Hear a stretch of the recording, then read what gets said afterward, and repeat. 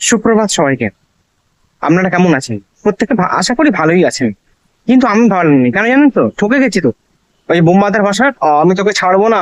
সত্যি লোকেরা আমাদের ছাড়ছে না, আর বিভিন্ন দিক থেকে আমাদের কিন্তু ক্ষতি করার চেষ্টা করছে। দেখুন, আপনি যাই করুন না কেন, প্রত্যেকটা বিষয় কিন্তু মানুষ আপনাদের ক্ষতি করার চেষ্টা করছে। কেন? এবার আপনারা জিজ্ঞেস করবেন কেন আপনি ঠকে গেলেন কেন? কারণ ঠকে যাওয়ার কারণ হলো, কালকে একটি ঘিয়ের শিশি, আপনারা জানেন ঘি বিক্রি হয় বাজারে, প্রচুর দাম।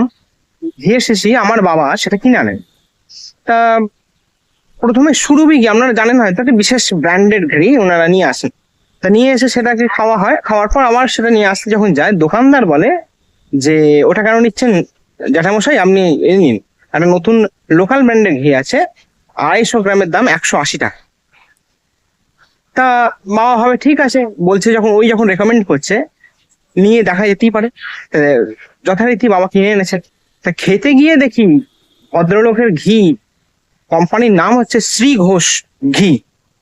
শ্রী ঘোষ ঘি এত বড় ঘোষ মেরে দিয়েছে যে ঘি খেতে গিয়ে দেখি পুরো তেল মেখে ভাত খাচ্ছি। তার না আছে গন্ধ, না আছে স্বাদ, কিছুই নেই।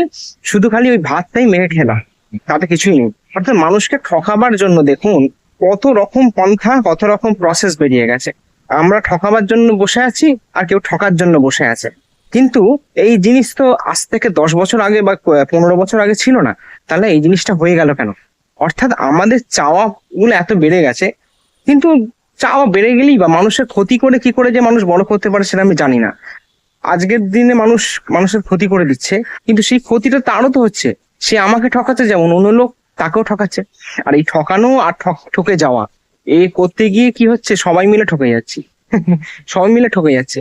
তাই যাতে না ঠকি সেটা করতে হবে। আর আপনাদেরও বললাম, আপনারাও খেয়ে দেখতে পারেন ঘিটা, যদি আপনাদের আশেপাশে পান, শ্রী ঘোষ ঘি দেখতে পারেন। এবং দেখুন, আমার তো খেয়ে একদম জঘন্য লেগেছে। তারপর দেখা যাক